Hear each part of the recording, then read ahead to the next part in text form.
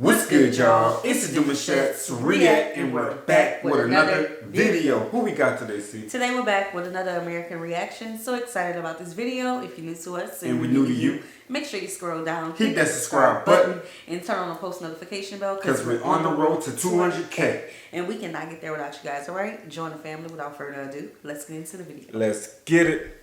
Matthew McConaughey is more than an incredible actor. He's very method, by the way. Yeah. He's scary. He's scary because the first time I'm doing a scene with him, we do the scene and cut. And I'm like, okay, cool. Good scene, right? And right away he's like, so Tobias. He called me Tobias because that's the name of the character in the movie. And I'm thinking maybe he just doesn't know my name's Gabriel. He's just going to call me Tobias. So Tobias, how are we looking tonight on the numbers? I don't know. Well, when you find out, you let me know. And I'm like, okay, does he know that we just said cut? Yeah. He kept going. Right. So then we're over at we went to lunch, and we're, catering and stuff like that. And he comes up, he's got the tray, and he's like, what kind of sound system are you working with tonight? I'm like, well, I don't know. It's, it's not really my system. I'm messing with a little keyboard. Yeah. It's not mine, but, I'll let you know. So, how long you been DJing? No, just an actor. I'm not and at one point, it clicked. This is still a character. He would not break character. Man. He would not break character, and it scared the shit out of me. Bro, I ain't gonna much lie. The guy he talking about, Matthew, right? I only remember watching him the latest that I remember watching him. Have you heard of the movie? Lord, I forgot the name of the movie. Didn't know. I forgot the name of the movie. Angels in the Outfield. No. It's a little baseball movie. I watched that movie. I was real Wait. small. Yeah. And the guy he's speaking about was playing baseball, and then the little dude was like imagining angels or something. Or angels was real in the movie, and angels helped the guy catch the ball. My baby got a little cough, y'all. But the angels helped the guy catch the ball in a way that, it's not normal for a human to body to move. That's earliest, like the latest I remember seeing him. But other than that, I've seen him in movies, but I don't remember titles. Yeah, but it's good when actors don't break. That part. Like, for real. Because you gotta understand, it's hard to well, not really.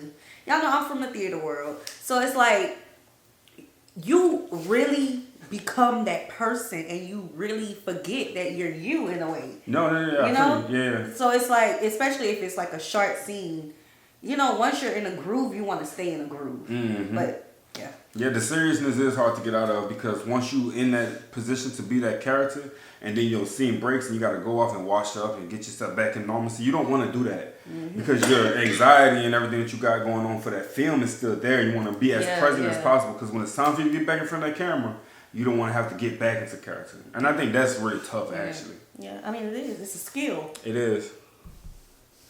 The shit out of me because every time I look at me, he's like, Tobias. I'm like, I got pee. I walk away, and finally on the last day of the shoot, when they yelled, "It's a wrap," he because everybody was on such a strict diet for the film to stay shredded. On the last day, he winds up ordering rallies, which is basically like Checkers on the West Coast. Wow. Ordered a bunch of burgers and stuff for the guys, and we're hanging out at the bar, and I'm way at the end, right? And he goes, Gabriel! And he called me by my name. And I'm like, what? I go, don't you mean Tobias? He goes, oh, come on, baby. And then he starts telling me, he goes, I just, when I get in character, I commit to that character. And I'm like, bro, I thought you were crazy. So, we were cool. And then I ran into him recently at a wrestling event. And he was so sweet. That's awesome. But he is an amazing actor, very committed, and he deserves all the accolades. So I'm assuming that's your favorite part of the set because you're talking to Matthew McConaughey, one of the stars. He never breaks character. So every time he sees you, he's asking you questions that a DJ should know because you're the DJ. Yeah, and I've never touched a record, so... So yeah, it freaked me out, but I had so much fun doing that movie. Shannon was incredibly nice and patient with me because it was my first movie, so the first scenes were with him, and I was messing up. I was messing up lines. I was just like, oh, I'm gonna get fired. But he was super patient with me, and I really appreciated that. And then again, being able to work with Steven Soderbergh, and then one of my favorite wrestlers, Kevin Nash, that was really, really cool for me. I don't know if this is because, but you've seen this. You see Gene Wilder do it, comedian. You see Richard Pryor, comedian that do television. You see Kevin Hart, and you've seen Katt Williams, and you've seen Bernie Mac, and you've seen so many guys that start out on the tour, and then all of a sudden they get. Is that what was that something that you sought out? Is that what you wanted to do? Did you ever think that being a comedian would lead you to TV? I think early on as a comic. Hold on. Before he answers that question, I'm intrigued by that. I would watch certain people do these careers for such a long time. And my question will always be, where are they going to transition to next? Exactly.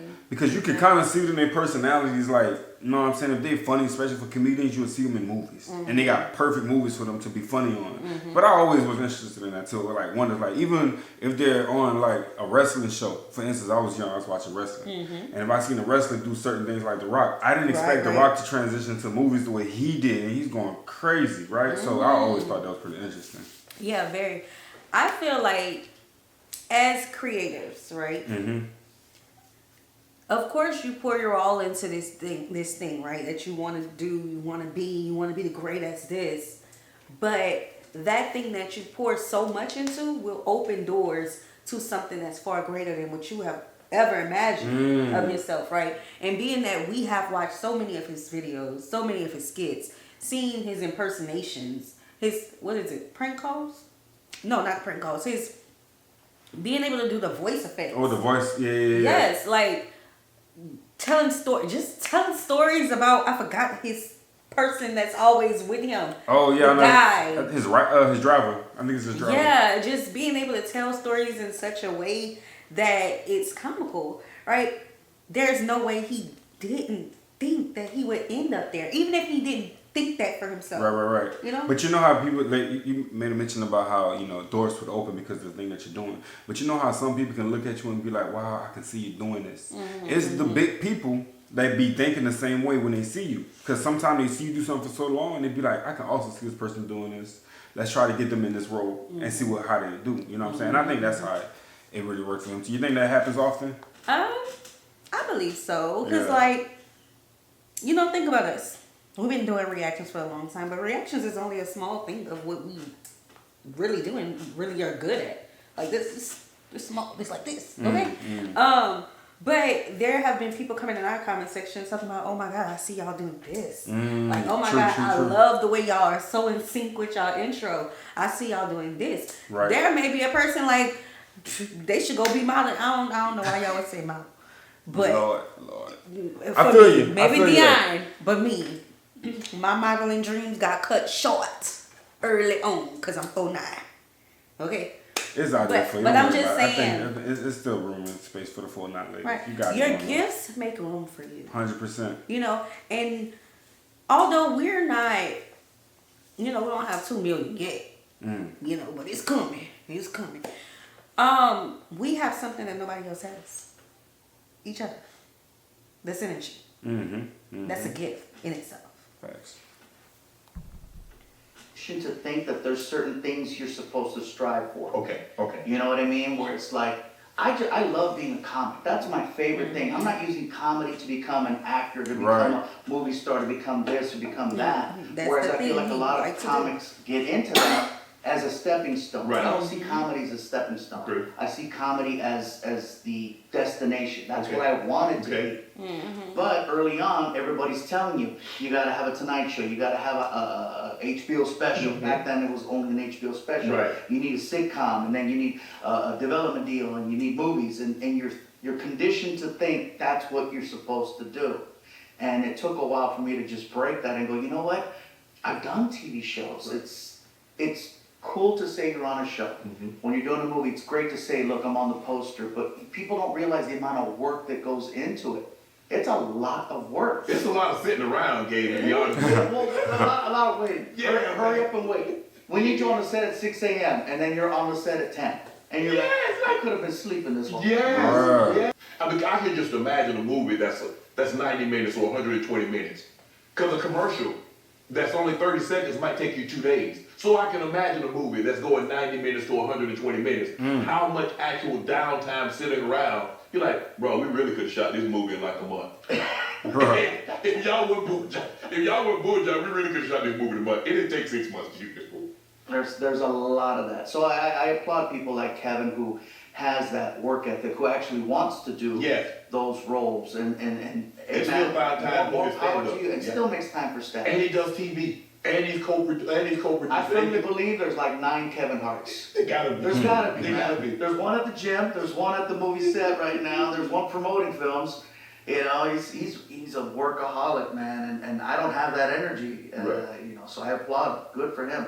Very happy for him. Has there ever been an audition that you bombed and you're like, yeah, I'm not getting this role? Uh-oh.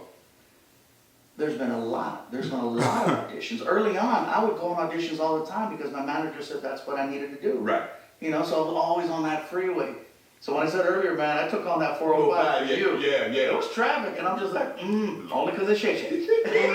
I appreciate that. But yeah, after a while, I says, you know what, I'm tired. This is depressing. You go on these auditions, they tell you you're doing great. Oh my God, that's so good. And then they call you, you know, you get the follow-up ones. Now you got to do the second round or the third round. And then they start whittling down all the people until they get the one. Right. And you think you're doing good, and then it's like, all right, you don't hear nothing. And it's just like, I wasted all that time. That's what it feels Eventually like. I got tired of going on all these auditions, and I said, you know what? I'm just going to focus on what I love. Right. I love comedy. I'm going to focus on that. I'm going to make that priority, give 110% of my energy, and if something comes from that, in which case, that's how I got the part in Magic Mike. I did an audition for it. Right. Someone saw me, Shannon, and said, dude, this guy's funny. We need him in the movie. He'd be perfect for the part. And that's how I got that. good. And that's how I get these voiceover roles. No one says, hey, can you come in and read for this and that? Now everybody's like, no. The very funny Gabriel Iglesias, we need him in the movie. And I'm just like, oh my God, I should have been doing that from the get. Mm-hmm. You know what I mean? So I focused all my energy into the one. What I said earlier. Right. The way that he tells stories, the effects that he make with his voice, it's all very real. And I'm glad that he found what he likes and what's comfortable to him and not chasing after what everybody else do. Right. Because that's what you have to do. Mm-hmm. Have tunnel vision on you. Don't follow trends. Fact. Follow what you want to do. Mm-hmm. And that's going to make room for you. But you also gotta be, mindful that they told him to go get uncomfortable. Mm-hmm. They probably knew that a lot of these requests that he was trying to get involved in when it came to his movies may have no's in it, right? Mm-hmm. Agencies knows your potential some way, some shape, form, because they know what type of roles fits you because they study you. They have to, you know what I'm saying? So as he's being uncomfortable, he's like, man, I can't do this. Now he's being pushed to do what he wants to do for real and fall in love with it even more and give it a little more energy, like he was mentioning, 110%. And I think a lot of people just got to get uncomfortable with things that they don't want to do so they can see what it feels like to be in this field. So you can fight for what you actually want. You know what I'm saying? It be like that sometimes. All right, and think about voiceovers. It's not as much work. And also the target audience. Is it though? Voiceovers? No. Oh, I'm thinking about impersonations. You're talking about voiceovers. Okay, yeah. Oh God, Lord, you got water? You want water, baby? Yeah, I do. Let me get that to you. Hold up. Yeah, so it's not as much as being on the screen. You know. Right. Yeah. You know, you go in, you do your parts. Let the people cut and paste. And made myself really good at that one thing, and because of that, now I get, I'm here. You know what I mean? And I'm with we thank you. and we appreciate you being here. Do they ever tell you on set, don't talk to certain actors? Because you hear certain things like, you don't talk to this guy, you don't talk to that person. Do you go out of your way, or do you just like, okay, I'll speak to if spoken to?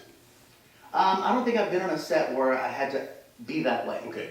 But I've heard many stories where you have to act a certain way, look at the ground, don't look at that person, don't ask questions, don't engage. You really can't look at a person, you can't look at a person? I've heard many stories like that where you're not supposed to look at a certain talent. I've not been told, don't do that, but I've heard a lot of stories where this, Yeah, I've heard it. Just kind of like, don't do it, you're going to disappoint yourself. And I'm like, okay. Disappoint yourself? Hold on, y'all. We're going to stop right there, man. What that means, disappoint yourself. Like, trying to interact with somebody that probably just won't interact with you back. Right. They're bigger than the program. Exactly. They're the program. Exactly. And that's what I was going to say. I'm just not fanned out like that. I am not. You are a person. You came in this world the same way I came in this world. Okay? Right. You may have just arrived at your destination faster than I did, but you a regular person to me. I just think it's interesting to see some people's like, you know, ability to like their work ethic, right? Or let's say if they're in fashion, the way they dress, that style. You probably finally get to see that style in person. Some things like that may kind of catch your eye, but when it comes to just the person themselves, like if they crowded and everybody running to them and everything, I was like, I'm gonna have to leave this one out. Right. I don't think I'm about to do the chase too. I can't do it. No. I like the fact that Shannon got him on this show, man. He needs his flowers, bro. He go hard. We did a lot of reactions to him too, by the way. So yeah, he fire. All right, y'all. We hope you guys enjoyed this video with us. Be sure to subscribe. We'll see you soon. Peace.